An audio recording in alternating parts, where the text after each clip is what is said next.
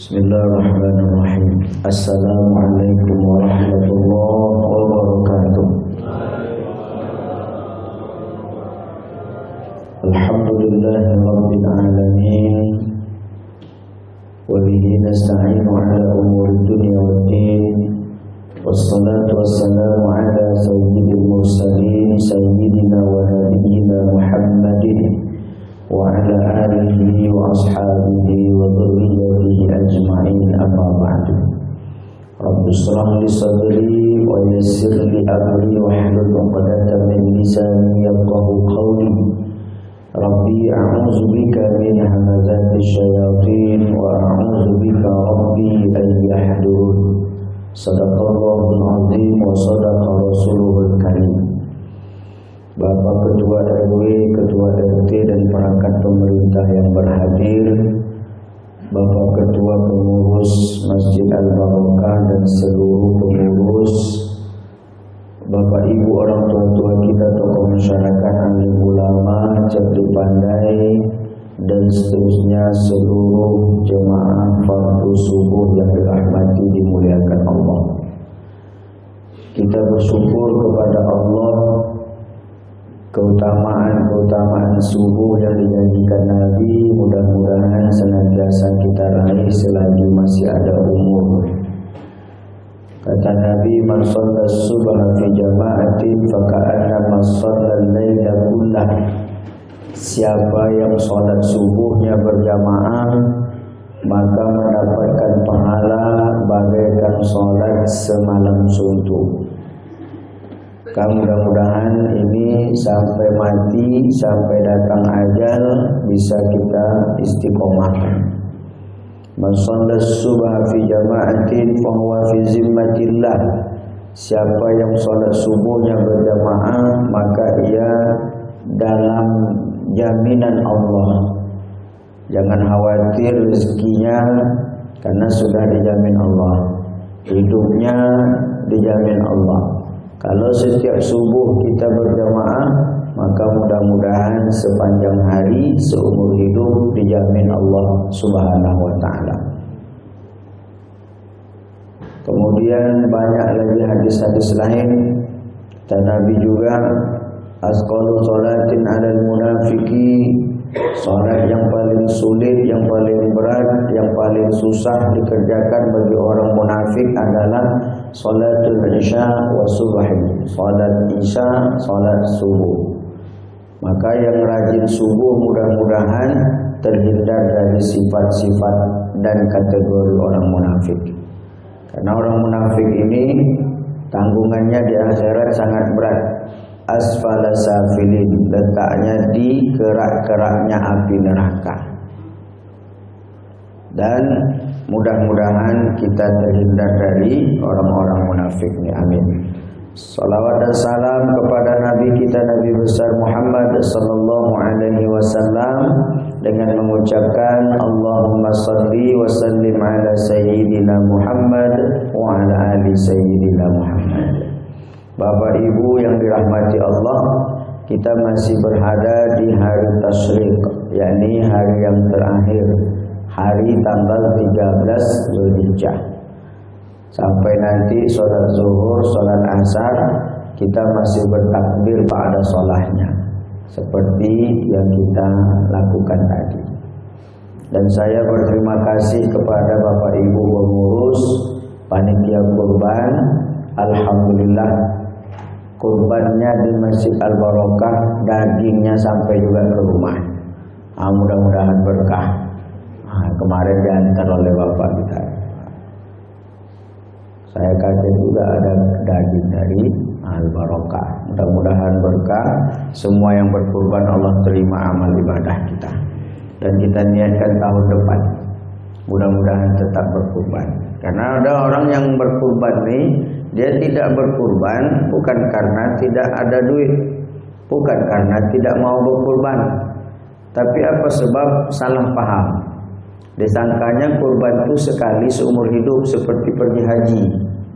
Padahal kurban itu ya setiap tahun.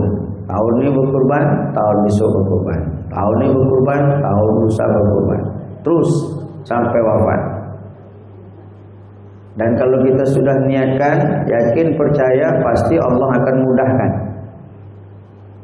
Biar lebih mudah lagi, tidak hanya cukup niat, tapi kita ikhtiarkan.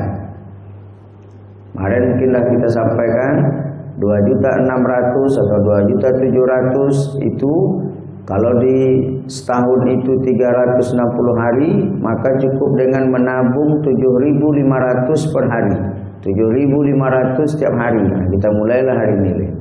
7.500, besok 7.500, 7.500 setahun, nah, cukup untuk berkorban. Ada orang yang tidak berkorban karena memang kondisi keadaan ekonomi. Nah, kalau ini hukumnya memang sunnah saja. Artinya bagi dia tidak berdosa. Tapi kalau ada yang tidak berkorban itu karena kebakhilannya, nah ini yang makanya subuh ini kita coba membahas apa yang disampaikan oleh Imam Khalifah Abu Bakar As-Siddiq, yakni 7 kerugian orang yang bakhil. Nah, bakhil itu apa? Bakhil itu kikir, duitnya ada tapi tidak mau. Itu bakhil. Kedekut, apa lagi bu? Pilih, sampilih, sampilih karyang, saku bajai. Nah itu bakhil namanya. Kalau ada orang tidak berinfak, tidak berkurban, tidak mau mengeluarkan hartanya di jalan Allah, karena kebakhilannya, karena kikir. Ini apa kata Abu Bakar? Ada 7 yang akan dirasakannya. Atau kalaupun tidak ke-7-nya, paling tidak 1 di antaranya itu pasti akan dirasakan. Akan dialaminya selagi hidupnya ini, atau nanti setelah matinya. Karena janji Allah Ta'ala itu innaka la tukhliful mi'ad. Kita selalu ucapkan, engkau tak akan ingkar janji ya Allah. Jadi kalau ada orang bakhil, berarti seakan-akan dia ragu dengan janji Allah. Bahwa Allah katakan, "Matsalul ladzina yunfiquna amwalahum fi sabilillah kamatsali habbatin ambatat sab'a sanabil." Bahwa kalau orang mau berinfak di jalan Allah itu, orang yang mau berkurban itu, orang yang mau bersedekah itu, kata Allah, bagaikan orang yang menanam 1 biji benih, yang 1 biji itu tumbuh 7, yang 7 itu masing-masing tumbuh 100. Artinya apa? Allah akan ganti dengan yang jauh lebih banyak, berlipat ganda. An-nafaqatu fil hajj kanafaqati fi sabilillah. Orang yang berinfak atau orang yang mengeluarkan hartanya pergi haji sama seperti orang yang membelanjakan hartanya dengan jihad fi sabilillah. Allah akan ganti. Bahkan Allah ganti itu bukan sekali, 2 kali, bukan 1 kali lipat, 2 kali lipat, 70 kali lipat, 700 kali lipat. Gantinya oleh Allah Ta'ala. Begitu Allah memotivasi kita. Lalu kalau ada orang takut, khawatir, kalau saya berkurban nanti duit saya habis. Kalau saya berkurban nanti apa untuk saya? Kalau saya berkurban, ini yang. Nah, kalau ada orang bakhil ini, apa kata Abu Bakar? Al-bakhilu la yakhlu min ihdas sab'i. Orang yang bakhil itu tak akan luput dari 1 di antara yang 7 nih. Kalaupun tidak ke 7-7-nya, 1 pasti dia akan rasakan. Yang pertama, imma ayyamuta fayarithuhu may yubdhilu malahu wa yunfiquhu li ghairi ma amara Allah Ta'ala.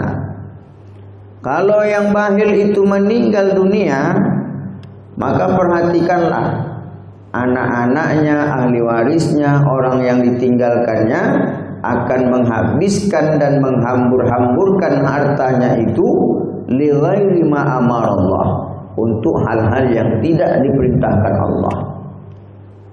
Banyak sudah ini kita bapak, apalagi bapak ibu yang umurnya jauh lebih tua dari saya, pasti banyak sudah melihat, menyaksikan dengan mata kepala.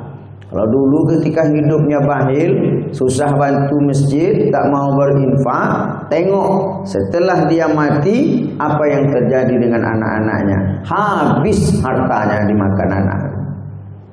Bahkan tidak sedikit yang ketika dia meninggal, anaknya berantem karena berebut harta waris. Ini akibat apa nih? Akibat bakhilnya itu, kikirnya itu ketika hidup.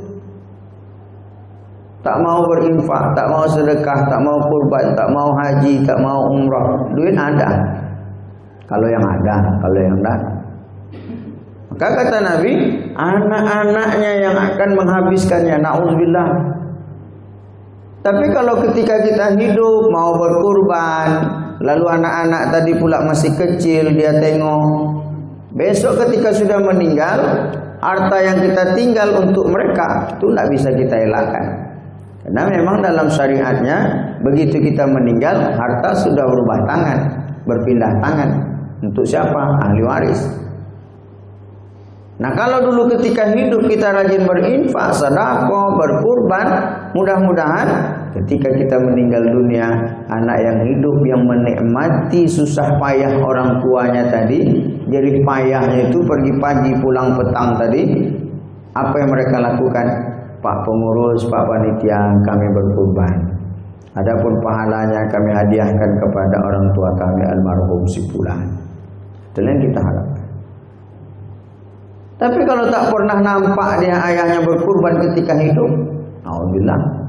Apalagi kalau ayahnya pula poya-poya, maka itulah yang akan dia tiru. Habis. Dan ibu bapak yang rahmati oleh Allah Ta'ala, dengan harta waris faraid ini memang kita harus banyak hati-hati. Karena kalau tidak hati-hati, termakan sama kita hak saudara kita, hak orang lain atau hak sesama ahli waris. Nah ini jangankan menambah harta kita, jangan-jangan yang punya kita pun akan binasa juga. Banyak sudah contohnya. Ini yang pertama nih, kata Abu Bakar, kalau ada orang hidupnya bakhil, ketika meninggal dunia, perhatikanlah anak-anak akan menghabiskan hartanya itu di jalan yang tidak diridhoi oleh Allah Ta'ala. Nah, maka sebelum kita meninggal, sebelum kita menyesal, inilah yang kita pikir-pikirkan, renung-renungkan lagi hidupnya. Nah, kalau sudah meninggal itu, ya ayyuhalladzina amanu anfiqu mimma razaqnakum min qabli an ya'tiya yawmun la bay'un fihi wa la khullatun wa la syafa'ah. Hai orang yang beriman, berinfaklah kalian sebelum datang masa bagaimana? Hari-hari di situ tak ada jual beli, tak ada tawar menawar, tak ada tolong menolong. Kapan itu? Di hari kiamat, penyesalan. Saya pernah cerita tentang sahabat Nabi yang menyesal ketika, yang menangis meratap ketika akhir hayatnya. Siapa namanya kemarin Bapak Ibu? Sauban. Sauban itu kan rajin ke masjid, setiap waktu ke masjid, sholatnya ke masjid. Sehingga ketika dia tidak ke masjid, Nabi heran. Dia tanya, kemana Sauban? Tak tahu ya Rasulullah. Mana rumahnya? Saya tahu ya Rasulullah. Ayo, antar. 3 jam dari rumahnya ke rumah Nabi, ke rumah Allah, ke masjid, 3 jam. Tapi tak pernah absen. Sampai dia ke rumah, sampai Nabi ke rumah Sauban, jumpa istrinya. Bertanya Nabi, mana Sauban? Kau tidak ke masjid subuh nih? Kata istrinya, Sauban sudah meninggal dunia ya Rasulullah. Makanya dia tak ke masjid karena sudah mati. Berapa jaraknya dari masjid ke rumahnya? 3 jam, tak pernah absen. 3 jam Pak. Jadi kalau ada kita rumah hanya 2-3 langkah atau lagi bertaut pula atap rumah dengan masjid ini, tak ke masjid, itu kawan lagi. Itu pun Sauban ketika meninggal dunia, ketika Nabi tanya kepada istrinya, apa yang istimewa dari Sauban ketika dia meninggal? Apa kata istrinya? Ya Rasulullah, saya tuh ada yang heran. Kenapa? Sebelum meninggal dia menangis, meracau. Apa yang dia ucapkan? Ada 3 yang dia sesali. Ya Allah, kenapa tidak lebih jauh? Yang kedua, ya Allah, kenapa tidak yang baru? Yang ketiga, ya Allah, kenapa tidak semuanya? Itulah yang saya herankan ya Rasul, kata istrinya. Jadi ketika dia sakratul maut itu, oh ya Allah, ya Allah, menangis dia, kenapa tidak lebih jauh? Kenapa tidak yang baru? Kenapa tidak semuanya? Apa kira-kira itu ya Rasulullah? Datang malaikat Jibril memberitahukan Nabi berita tentang apa yang ditangiskan Sauban. Apa kata Nabi? Wahai istri Sauban, 3 yang dia sesali ketika hidupnya itu dan ketika sakratul maut dia ucapkan. Kenapa? Ternyata kita nih Bapak Ibu, ketika sakratul maut itu Allah bukakan tabirnya. Allah nampakkan surga kalau memang dia orang yang husnul khatimah, dan Allah nampakkan nerakanya kalau dia orang yang maksiat ketika hidup. Makanya orang mati itu macam-macam bagainya, macam-macam keadaannya. Ada yang seperti orang ketakutan, ada orang yang terbelalak matanya, ada orang yang bahkan tersenyum, ada orang yang maaf ketika mau mati itu yang dia ucapkannya semua nama-nama binatang, bahkan kebun-kebun binatang yang dia bawa. Ada orang mau mati itu Pak, kucing, pokoknya disebutlah semuanya, macam-macam. Kenapa? Kata Nabi, orang mati itu sebagaimana kebiasaan hidupnya. Kalau hidupnya mencarut-carut, ya ketika mati carut yang keluar. Kalau hidupnya suka berzikir, ya ketika matinya zikir yang keluar. Nah Allah juga bukakan tabirnya, nampak sama dia. Nah Sauban, kata Nabi, ketika dia sakratul maut itu Allah tampakkan surganya. Inilah untuk engkau nanti Sauban. Engkau yang ke masjid tidak pernah absen, ini dia. Tapi nampak oleh Sauban, surga itu bahagiannya, rumahnya masih kecil. Makanya dia menyesal, ya Allah, kenapa rumah saya baru dekat? Dekat rumahnya kecil, nampak rumah di surga. Kenapa tidak lebih jauh ya Allah? Tentu kalau lebih jauh rumahnya akan lebih besar. Nah, itu makna tangisan Sauban. Kenapa dia menyesali? Nah yang kedua, kenapa tidak yang baru ya Allah? Karena ketika hidupnya Sauban pernah dalam perjalanan di musim dingin dia berjumpa dengan orang susah, orang miskin. Dingin, orang miskin ini kedinginan karena tidak ada pakaian yang tebal. Kalau kita dingin kan bisa pakai jaket. Sauban ketika itu karena dingin dia pakai baju 2 lapis, jaketnya, mantelnya 2 lapis. Yang di dalam yang baru dibeli, yang di luar yang sudah usah, dah lama. Jumpa sama orang miskin, orang susah di jalan, kedinginan, tak ada mantel, tak ada jaket. Oleh Sauban, dia buka yang sebelah luar, yakni yang sudah usang. Maka Allah nampakkan ini pahalanya. Kalau engkau berikan yang baru ketika itu, ini pula pahalanya. Maka dia menyesal, ya Allah, kenapa tidak yang baru waktu itu aku kasih? Lalu yang ketiga, kenapa tidak semuanya ya Allah? Pernah juga Sauban itu berjumpa dengan orang susah, orang miskin yang kelaparan, tak ada yang mau dimakan. Sauban punya makanan, katakanlah roti, karena orang Arab itu kan makanannya gandum, roti. Lalu ketika jumpa orang miskin tadi, dia potong 2 rotinya, separuh dia sedekahkan untuk orang miskin, yang setengah tinggal untuk dia. Menyesal juga dia, ya Allah, kenapa tidak semuanya aku kasih waktu itu? Artinya apa? Banyak ternyata pahala yang disiapkan Allah. Andai Sauban waktu itu bersedekah tidak hanya setengahnya, tetapi dia sedekahkan semuanya. Makanya penyesalan itu datangnya tetap belakangan. Karena memang janji Allah itu kan kita dapati besok di hari akhirat. Dia tidak wujud, tidak nyata. Saya pernah ilustrasikan orang pergi ke masjid.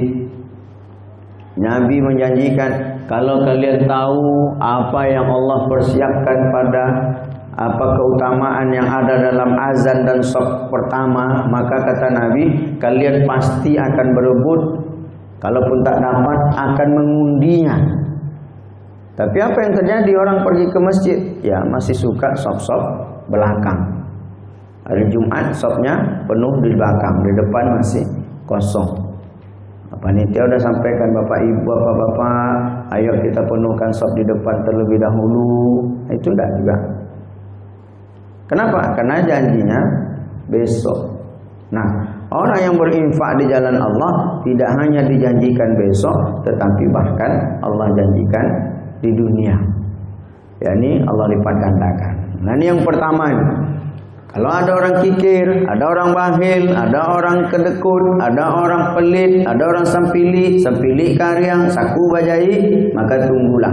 Kalau dia meninggal dunia, anak-anaknya, ahli warisnya akan menghambur-hamburkan hartanya di jalan yang tidak diridhai Allah. Yang kedua, orang bakhil itu au yusallitullahu alaihi sultanan jairan fayakhuzuhu ba'da tazlili nafsihi. Atau yang kedua, Allah akan kirimkan kepada dia seorang pemimpin yang zalim, yang akan merampas hartanya, bahkan menghinakan dirinya.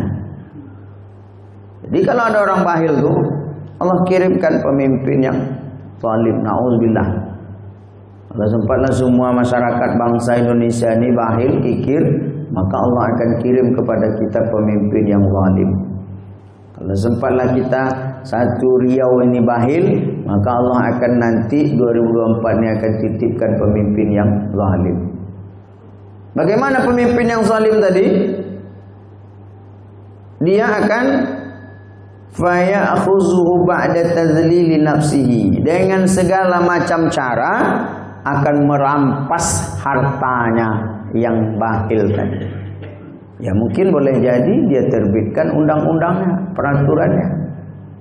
Melalui peraturan itu, harta yang mestinya milik kita bisa jadi dia rampas. Tanah-tanah yang ada di pinggir jalan Angkuah yang lebar, yang panjang, yang luas sana, mungkin boleh jadi ya, diambilnya dengan cara seorang pemimpin lah pula, suka-suka dia. Dibuatnya peraturan. Di Indonesia tidak ada masyarakat yang memiliki hak atas sertifikat tanah. Semua tanah di negara ini milik pemerintah. Kapan pemerintah mau bisa ambil suka hatinya. Bongkar rumah-rumahnya itu habis. Ruko-ruko pinggir jalan yang sudah dibangun itu habis. Pemerintah mau bangun macam-macam. Ya boleh, bisa jadi saja. Kenapa?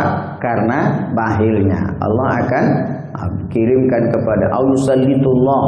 Allah akan mengirimkan kepada dia sultanan jahiran, pemimpin yang jahir, pemimpin yang zalim, pemimpin yang tidak baik. Ini kedua. Au yuhayyiju syahwatan tufsidu alaihi malahu. Atau boleh jadi juga Allah akan masukkan ke dalam hatinya apa dia? Syahwatan. Syahwat, hawa nafsu. Hawa nafsu bagaimana? Untuk menghabiskan hartanya. Pokoknya yang tidak penting pun dibelinya. Padahal untuk berkurban dia tidak mau. Untuk berinfak dia tidak mau. Untuk bersedekah dia tidak mau. Maka karena kebakhilannya untuk tidak mau ini, tidak mau bersedekah, tidak mau berinfak, tidak mau berkurban itu tadi, akhirnya apa yang terjadi? Allah akan munculkan ke dalam dirinya satu syahwat, hawa nafsu, yang hawa nafsunya itu apa? Hanya untuk menghabis-habiskan duitnya aja, tidak bermakna. Bukanya HP nanti lewat iklan. COD, mantap nih, beli, kirim. transfer. Begitu sampai ke rumah, malum lah Bu, Pak, barang online ini tidak semua kadang jujur. Di promonya, di gambarnya anak gadis, dikirimnya nenek-nenek. Nah itulah pikiran. Barang-barang online ini tidak semuanya jujur. Kadang tampaknya mantap, tapi begitu dibeli habis. Sampai ke rumah tak terpakai, sampai di rumah terbuang. Apa saja yang dia beli tak ada manfaat. Kenapa? Karena dia hanya berdasarkan hawa nafsu saja, hanya berdasarkan syahwatnya saja. Beli makanan begitu juga. Beli makanan banyak-banyak, akhirnya apa? Buang ke belakang rumah, habis. Tak ada manfaat. Karena dia sudah diliputi oleh keinginan hawa nafsunya untuk menghabiskan hartanya. Dia takut kalau tidak kuhabiskan sekarang, mati besok, yang tinggal yang enak-enak. Enak aja nanti orang yang tinggal. Kenapa? Karena bahilnya itu ada pikiran yang tidak baik dalam hatinya. Ada syahwat, ada nafsu, ada hawa nafsu untuk menghabiskan hartanya di jalan yang tidak baik dan menghambur-hamburkan saja. Tujuannya apa? Tufsidum alaihi malahu, hanya sekedar untuk mendatangkan kerusakan bagi hartanya. Alhamdulillah. Tak ada. Makanya orang kalau sudah meninggal itu dalam Quran kan disebutkan juga dalam surah Munafikun. Wa anfiqu mimma razaqnakum min qabli an ya'tiya ahadakumul maut. Ini dia. Berinfaklah kalian sebelum menyesal. Kapan penyesalan itu datang? Ketika datang maut, ajal. Ayatiya ahadakumul maut fayaqula rabbi laula akhartani ila ajalin qarib fa asaddaqa wa akum minas salihin.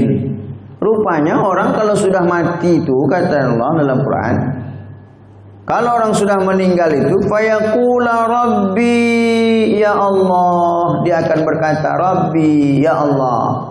Apa katanya? Laula akhartani ila ajalin qarib, kalaulah boleh saja aku hidup ya Allah, engkau akhirkan matiku ini qarib, sikit saja, sebentar saja ya Allah. Apa kata mereka? La as-saddaqa, aku tak lagi bahil, aku tak kikir, tapi apa? Aku akan bersedekah ya Allah. Itulah dia. Jadi kalau orang meninggal sekarang itu dalam kubur, dalam barzah itu, kalau boleh hidup, apa kata mereka? Kami bukan mau pergi melancong ke Singapura ya Allah. Kami bukan mau pergi ke Jam Gadang Bukit Tinggi ya Allah. Tapi apa kata mereka? La as-saddaqa, kami mau banyakkan sedekah. Kenapa mereka yang sudah wafat alam barzah itu kata Allah kalau boleh hidup itu mau bersedekah? Karena mereka sudah nampak janji Allah melalui lisan Nabi.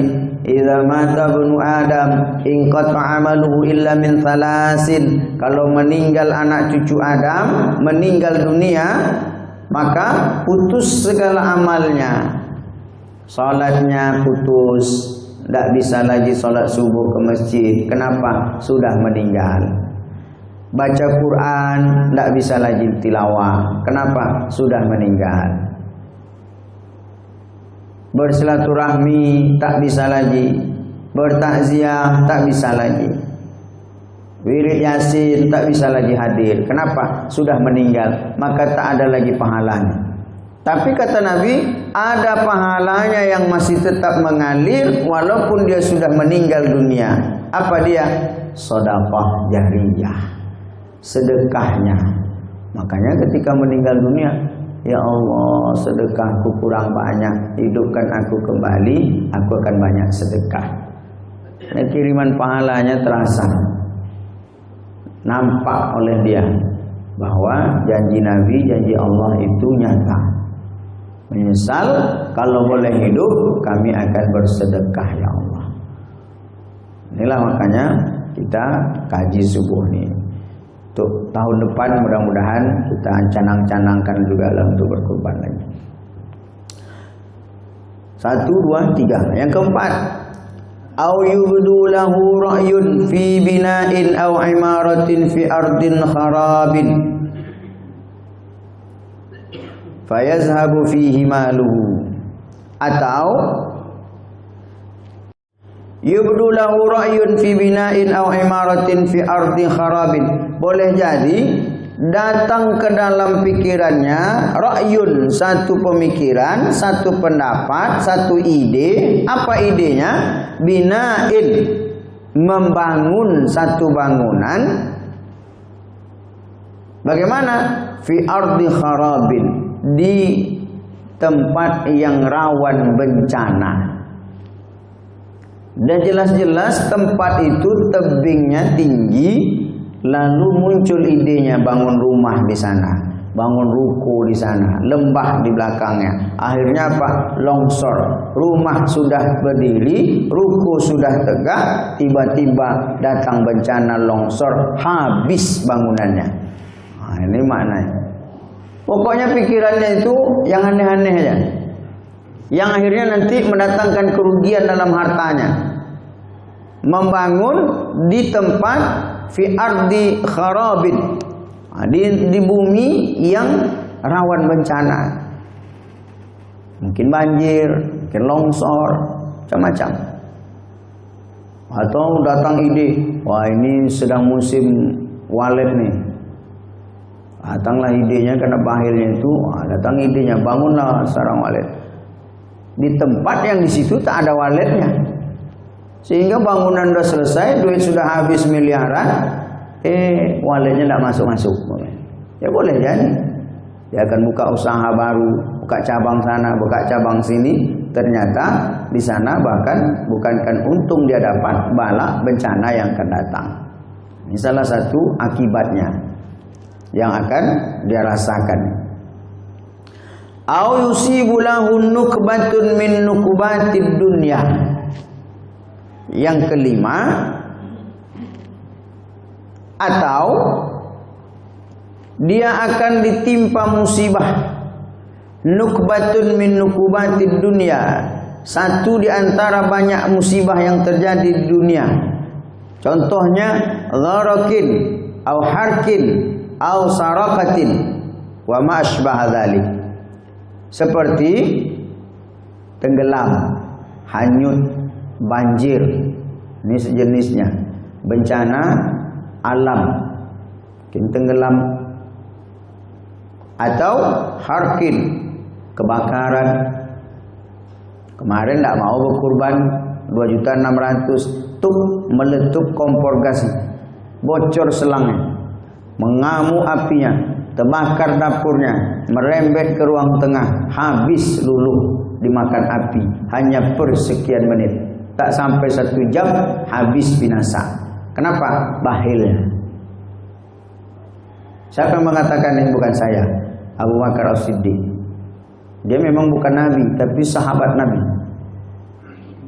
Sahabat yang kata Nabi, kalaulah iman kita nih ditimbang semua yang ada di dunia ini dengan imannya Abu Bakar seorang diri, maka iman Abu Bakar jauh lebih berat dibandingkan timbangan iman kita. Itulah dia yang mengucapkan ini. Ketika dia hidup bersama Nabi, meninggal dunianya, makam kuburannya pun di samping Nabi. Orang yang paling dulu mempercayai Nabi di saat Isra Mi'raj. Makanya kata Nabi itu iman Abu Bakar itu tidak ada tandingannya. Pernah satu hari Nabi kumpul dengan sahabat, dia tanya, siapa yang hari ini berpuasa? Abu Bakar nunjuk. Siapa yang hari ini bersedekah? Abu Bakar nunjuk. Siapa yang pokoknya setiap kebaikan amal ibadah yang disunnahkan, tak ada yang tidak dia lakukan. Sampai Nabi meninggal dunia pun beliau masih beramal. Itulah makanya ada riwayat Nabi meninggal dunia, lalu Abu Bakar datang ke rumah Aisyah. Berkata Abu Bakar, Aisyah, ya ayah, ada apa ya? Nabi kan sudah meninggal, ya. Ayah pengen semua amal Nabi itu tak ada satupun yang ketinggalan. Ayah pengen semua amal Nabi itu, sunnah Nabi itu ayah kerjakan semumpung masih hidup. Lalu ayah tidak yakin, jangan-jangan masih ada yang belum dikerjakan. Kenapa? Karena Abu Bakar dengan Nabi hanya di siang harinya, hanya di luar rumahnya. Tapi kalau udah masuk ke rumah, dalam kamar dan seterusnya, tentu ini Aisyah lebih mengerti. Lalu ayah datang nih mau bertanya, Aisyah, jangan-jangan ada amal Nabi yang belum ayah kerjakan, yang kamu tahu ayah tidak tahu. Oh, barangkali ada ya, kata Aisyah. Apa dia? Nabi Muhammad sering bersedekah ke pasar. Siapa yang disedekahi Nabi? Ada seorang nenek-nenek tua yang beragama kafir, tidak Islam. Kemudian dia buta. Kerjaannya di pasar itu meminta-minta, menjadi pengemis. Sedekahlah Pak, sedekahlah Bu. Ada di pasar sedekah. Nyobain naik haji. Nah, orang tua yang buta tadi setiap hari Nabi sedekah katanya. Nah, memang betul Aisyah, ini belum pernah ayah buat. Kira-kira di mana letaknya orang tua tadi? Pokoknya ayah pergi ke sana nanti, ditampai ke sudut tu, nampaklah dia. Pergilah Abu Bakar bawa makanan. Kalau ibarat kitanya dia bawalah lemper yang berbungkus itu lopek bugi, lopek pisang. Lalu sampai dia di pasar, dia perhatikan, oh itu dia nenek itu. Nampak oleh Abu Bakar, ini yang disedekahi Nabi. Dekat Abu Bakar, semakin dekat, terdengarlah suara dari mulut nenek itu tadi. Apa kata dia? Semua orang Madinah yang lewat di pasar nih, jangan kalian dekat-dekat dengan Muhammad. Muhammad itu tukang tipu, tukang bohong, tukang sihir. Macam-macam kata-katanya memaki-maki Nabi. Abu Bakar mengulus dada, ya Allah. Orang yang buta, tua, lemah, kafir, miskin, meminta. Tidak ada lagi. Sementara posisi Nabi ketika itu siapa? Khalifah. Pemimpin, presiden. Kalau Madinah itu negara, maka Nabi presiden. Kalau Madinah itu sebuah provinsi, maka Nabi gubernurnya, penguasa Madinah. Setiap hari dimaki oleh orang susah, orang lemah. Maka Abu Bakar, ya Allah, memanglah akhlak Nabi ini sangat mulia. Akhirnya Abu Bakar karena mau menjalankan sunnah Nabi, dia dekati. Dia letakkanlah makanan tadi di tangan si nenek tua. Nah, apa kata nenek itu? Wahai tuan, kau ni siapa? Aku yakin engkau ni bukan yang hari-hari memberikan aku makan. Loh, dari mana anda tahu? Kata Abu Bakar. Karena orang yang setiap hari memberikan aku makan itu, dia tidak pernah meletakkan makanan di tanganku. Tapi bagaimana? Dia bukakan bungkusnya. Kalau makanan itu terasa keras dan berat untuk aku punya, maka ia mamah dulu dengan mulutnya, baru ia suapkan ke mulut aku. Karena namanya orang tua tidak bergigi. Makanya Nabi mamahkan dulu, baru Nabi suapkan. Bayangkan, mulut yang setiap hari memaki-makinya, itu pula yang dia suapkan dengan tangannya yang mulia. Apa kata Abu Bakar? Wahai ibu, betul yang biasa memberikan engkau sedekah di sini bukanlah aku, tapi dialah Muhammad yang setiap hari engkau maki-maki tadi. Kata dia, Muhammad? Ya, mana dia? Dia sudah meninggal dunia. Karena dia sudah meninggal dunia, aku ingin menjalankan sunnahnya, maka aku pun meniru perbuatannya ketika hidup. Meninggal, ya. Aku tidak menduga menyangka orang yang setiap hari aku maki, dialah yang memberikan sedekah. Oleh karena itu, wahai Abu Bakar, persaksikanlah asyhadu an la ilaha illallah wa asyhadu anna Muhammadar Rasulullah. Akhlak Nabi itu menjadikan ia masuk Islam. Nah, ini Abu Bakar. Jadi yang mengucapkan ini bukan sembarang orang, tapi siapa? Orang yang paling dekat dengan Nabi ketika hidupnya, orang yang setelah meninggalnya pula makamnya di samping makam Rasulullah, orang yang ketika hidupnya tak pernah meninggalkan satupun amal yang dilakukan Nabi Muhammad. Maka kita yakini bahwa apa yang diucapkannya ini tentu benar adanya. Nah, lalu yang ke-6, au yusaibuhu illatun daimatun fayunfiku malahu fi mudawatiha. Atau yang ke-6 kata Abu Bakar, satu di antara yang 7 yang akan dia peroleh itu apa? Boleh jadi yusaibuhu illatun daimatun, dia akan ditimpakan penyakit yang penyakit itu daimatun, berkepanjangan, penyakit kronis yang tak sembuh-sembuh. Berobat ke dokter spesialis tidak sembuh, berobat ke rumah sakit paling top Pekanbaru ini tidak juga sembuh. Akhirnya apa? Habis uang cash di rumah, ambil uang tabungan di rekening. Kemarin ketika ditanya berkurban katanya tidak ada duit. Begitu sakit rupanya rekeningnya banyak di dalam rekening bank. Karena tak mau berkurban tadi itu, akhirnya apa? Allah timpakan dia penyakit. Penyakit itu berkelamaan tak sembuh-sembuh. Yang kemudian fayunfiku malahu fi mudawatiha. Akhirnya apa? Habis semua hartanya untuk berobat. Banyak itu Pak. Dulu sehat-sehat aja tapi tak mau berkurban, tak mau berinfak. Baru gilirannya Allah datangkan penyakit, yang penyakit itulah yang akan menghabiskan hartanya. Habis uang cash, berobat, habis tidak sembuh-sembuh, ambil uang rekening, habis juga tidak sembuh-sembuh. Ini ke Malaka nih mau berobat, berangkat ke Malaka, jual rumah, habis, jual mobil, habis, tidak juga sembuh-sembuh. Akhirnya tinggallah harta satu-satunya. Apa dia? Rumah kontrakan. Rumah tempat tinggal udah dijual. Akhirnya mau tak mau tinggal di rumah kontrakan sendiri. Bu, Pak, kami mohon maaf untuk bulan depan rumah ini tak dikontrakkan lagi. Kenapa? Kami mau tinggal di sini. Nggak juga sembuh-sembuh, jual rumah kontrakan, habis. Sudahnya ngontrak rumah orang. Sampai akhirnya habis hartanya. Untuk apa? Untuk berobatnya saja. Dulu hartanya tak akan habis 7 turunan, sekarang jangankan 7 turunan, untuk dia saja sudah tidak cukup berobat. Apa sebab? Bahil, kikir. Nah yang terakhir, yang ke-7, au yadfunahu fi mawdi'in minal mawadi' fayansahu fala yajiduhu. Atau yang ke-7 yang akan dia rasakan, satu di antara yang 7 tadi, boleh jadi dia menyimpan hartanya itu di satu tempat, lalu kemudian Allah melupakannya di mana dia simpan. Ini yang menyedihkan lagi nih, Pak. Dulu ditanya, ada duit untuk berinfak Pak? Tidak ada. Ada duit untuk sedekah Bu? Tidak ada.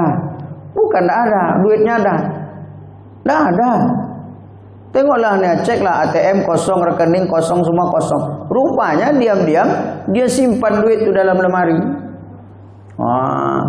Digulung-gulung di dalam kain panjang, kain batik, kain panjang. Tapi akhirnya apa yang terjadi? Allah melupakan dia. Bayangkan. Pas giliran dia mau cari duit itu di mana lah duit itu kusimpan. Ada kemarin 10 juta baru dapat arisan, digulung-gulung, masukkan kain panjang, masukkan. Tapi yang mana di mana? Lupa. Allah melupakan dia. Baru setelah itu datang ajalnya, dia pun meninggal. Ada terlentang, datanglah BSK ke rumah. Aduh, kok dibiarkan ini terlentang, tak dibungkus, tak ditutup. Ada kain panjang. Sibuklah anak-anak cari kain panjang. Begitu terbuka kain panjang, berserak duit 10 juta. Ya Allah, bayangkan tuh. Capek-capek cari, capek-capek ngumpul. Allazi jama'a malau wa'addadah. Orang yang kumpul, cari. Akhirnya dia pun tak dapat memanfaatkannya. Na'udzubillah. Allah datangkan lupanya.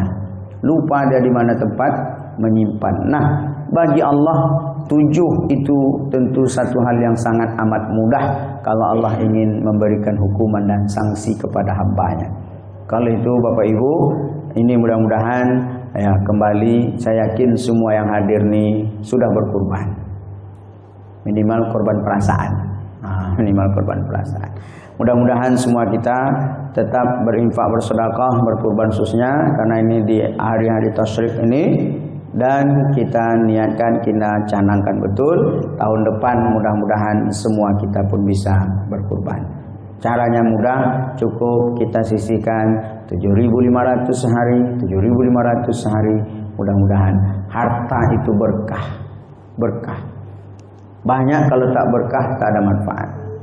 Banyak kalau tak berkah tak akan nikmat. Banyak kalau tak akan berkah tak ada gunanya kita hidup di atas dunia ini. Nah, mudah-mudahan semua kita ini banyak, berlimpah, berkah hendaknya. Amin. Sekian, banyak maaf, terima kasih. Kalau ada pertanyaan seperti biasa. Kalau tak ada berarti sudah paham semua ya, atau sudah mengantuk. Sekian, bila taufiq wal hidayah. Assalamualaikum warahmatullahi wabarakatuh.